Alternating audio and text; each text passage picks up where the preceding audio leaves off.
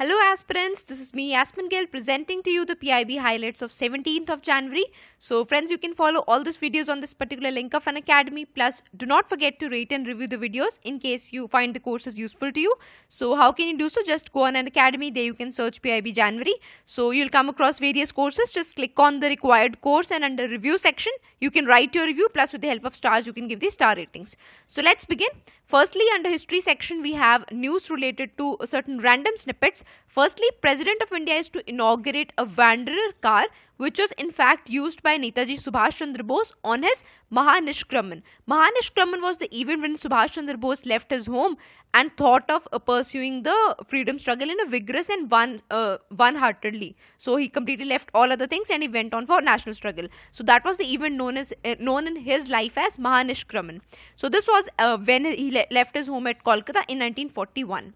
Other than that, President would be also inaugurating or be present in the bicentenary celebrations of Hindu School as well as that celebrations of the Presidency University at Kolkata. Now, important points is these both institutes are related very closely to our history and the social reform movements. So, do mention in the comment section who were the founders of Hindu School in our history as well as the Presidency University. Next. Under society related issues, we have very important news, that is National Bravery Awards 2016. So we know Republic Day is coming. So let's know about these awards. See, firstly, who gives these awards and how are they selected? So there's a proper selection committee involving various members. So there are various ministries and department representatives, NGO representatives, as well as certain office bearers of Indian Council for Child Welfare. In fact, this very council began the concept of National Bravery Awards way back in 1957. So this was initiated back then, and these awards are given by Prime Minister before Republic Day. They are not given on Republic Day, they are given before Republic Day. On Republic Day, these children take part in the parade, and also they before Republic Day they also have a meeting with President whereby they also interact with media people. But the awards are presented by Prime Minister. Also in the category of awards, they are presented medal, certificate and cash. As far as the category is concerned, we have a Bharat Award and various other awards which are related to other personality names. So that they, also obviously they are also important, but the most important here is Bharat Award. Why? Because this is the only award that gets a gold medal. Rest all they get a silver medal. So this very year, who will it be presented to? It will be presented to an 8-year-old late Kumar Tar Piju of Arunachal Pradesh, who sacrificed her life in an attempt to save two friends. So it's not Kumar, she's Kumari. So she gave up her life to save two of her friends from drowning. So this year this award will be presented to her. Next. Other than that, certain other benefits for these kids are, see, the eligible awardees, they get financial assistance till they complete their schooling. In fact, ICCW, that is the welfare committee, or it actually provides them under the Indira Gandhi Scholarship Scheme professional assistance to courses such as engineering and medicine. But people who are not pursuing engineering and medicine, they are also given assistance, but only till their graduation. And lastly, see, certain state governments also give them benefits. Plus, in some engineering colleges and polytechnics, there are special seats reserved from them. So these are not in all the colleges, but in some of them. Next, we have AIMS Delhi. It has signed 3 MOUs. Not that important news. We'll focus on the most important MOU, which has been signed with NBCC. So NBCC is National Building Construction Corporation, or I guess it's company.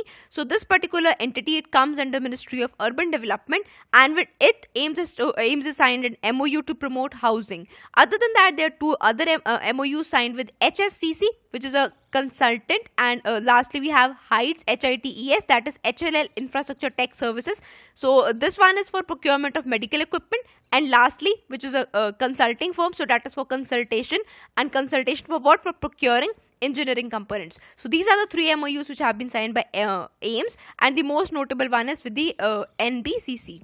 Next, we come to minority related efforts. So we have 2 schemes coming up. One is Begum Hazrat Mahal Girls Scholarship, and the second one is Garib Nawaz Skill Development Center. Important points are the names of these schemes. See, do tell me in the comment section, though we'll be doing it in the MCQ section tomorrow as well. But do mention in the comment section in case you know it. Who was Begum Hazrat Mahal, and simultaneously which famous personality is known as Garib Nawaz? Next, we have information and broadcasting related certain news. See, Indian Institute of Mass Communication has its very popular journal and a very old one too, which is named as Communicator. So it began in 1965, thereby it was a quarterly journal, later on became an yearly journal. It's one of the oldest journals, and also in the function there was a name taken of a very old journal which was by Maulana Abul Kalam Azad, whose name was Al Hilal, which actually spoke up a lot about Hindu-Muslim unity while our freedom struggle. Next, language of reforms. So this is an article taken from Indian Express. So see, recently we know Group on Education and Social Development have suggested that English be made compulsory in all schools starting from 6th standard. Simultaneously, at least one English medium school should be there in each block of the country. So see, what are we witnessing is that earlier, while we were thinking of English as a language of colonizers, as a colonial legacy, but now we have changed our perception and we think English as a language that gets us jobs, as a language that is the language of a global knowledge economy. So earlier, we never used to admit this fact. In fact, we were very wary of bringing up English as a compulsory language due to obviously political reasons. This is not a populist step, right? Because people usually relate it to colonial legacy being followed till now, but now this has been done. This has been recommended. So let's see what the government does about it. Overall, if you are asked to comment on the outcomes, they are very positive outcomes indeed, particularly for the upbringing or upcome of government schools. How? See, most of the people, they left government schools to move to private schools mainly because of the fact that private schools used to teach English, and English has become the link language plus the language of jobs as well. So now, because English will be, in case it is formulated and done and implemented, so then on the rush towards the private schools will decrease. Also, people who could not afford private schools but still they were forced to go to private schools just merely because of English, they will now maybe they'll go back to government schools in case the English thing is implemented there. Plus, therefore, this will promote inclusive and cheap education as well. But you have to take into account that English is no magic bullet and it cannot transform all the ailing things of school system. Particularly, we know ACER's very popular report whereby our students they lack severely in case of three main things: reading, writing and arithmetic. So they require other sort of interventions as well. Along with it, this very group also suggested a very good point, that is India should participate in PISA, that is Program for International Student Assessment. So this is a global level test which Ministry of HRD initially used to do away with. So we used to say that this test is prejudiced towards Indian students. It was not the case. In fact, it actually brought to reality whatever our learning standards were. So we had to admit this reality. So it's a good step if we actually participate into it. Lastly, certain other education reforms include that till now we used to focus on education infrastructure, coming up with more schools, coming up with drinking water facilities, toilets, etc., which was good enough. But now that has been done to a large extent, and now we must turn towards moving and tracking outcomes, learning methods, teacher training, etc. So lastly, overall the education reforms have to be prioritized by government. Only then can these measures be implemented. So you can answer this particular question regarding to English language. The question asks, language politics has seen a long history in India. What impact do you think will the current proposal of compulsory English education have on the Indian education, and how will it help us realize demographic dividend? So just small snippets in case of demographic dividend, you can link it to employment. Plus, do not focus on this language politics issue. This is just given as a statement. You're not asked to analyze this particular statement. Your question merely starts from here, right? So they're asking what this impact will be there on education. So do not confuse it with this particular statement. Next. Under economy, we have Global Forum for Food and Agriculture. Again important. So this is a collaboration for G20 countries, and this will be organized by Germany in Berlin, with the main theme as agriculture and water digitalization in the agriculture sector. Plus there are various other themes as well. For example, key to feeding the world. Next. National Food Security Mission, a very popular mission which came up in 11th 5-year plan during 2007-8. So when it was implemented during the 11th 5-year plan, it overshot its targets, it met its targets, and therefore it was continued in 12th 5-year plan as well with renewed targets. So while there are some changes in the 12th 5-year plan, which were there, 5 components were there. See, earlier there used to be only rice, wheat and pulses, but now 2 more things which were added to it, which is core cereals and commercial crops. Next, Mission 41K. So this particular mission is of Indian Railways, and it aims to save rupees 41,000 crores for Indian Railways. How? Via saving on its energy costs. So already we know Indian Railways are trying to promote solar power and wind energy as well. So these are the particular targets given. Other than that, we are moving towards mission electrification. So under mission electrification, what is the data right now? If you look at the current data, 70% traffic runs on electric traction right now, and 50% tracks are electrified. And what are our targets for the next coming years? We have a target in the next 6 to 7 years of 90% of traffic to flow down via electric traction. Other than that, Indian Railways also has a mission to increase its speed, which is known as Mission Raftar, and this will be accomplished by high horsepower locomotive manufacturing plants. Two of these plants, very popular one, they have come up at Madhepura and Marhora. Both are located in Bihar, while the Madhepura plant is electric multiple unit and the Marhora plant is diesel locomotive unit. So that's all for this particular mission. Coming to next, we have India International Garment Fair Festival. Garment Fair, not festival. This will be held in New Delhi. So this will mainly cater to autumn and winter garments. This will be organized by Apparel Export Promotion Council, and this is one of the very big festivals. Plus, it is a B2B, that is business to business fair. So this was the concept for it began way back in 1988.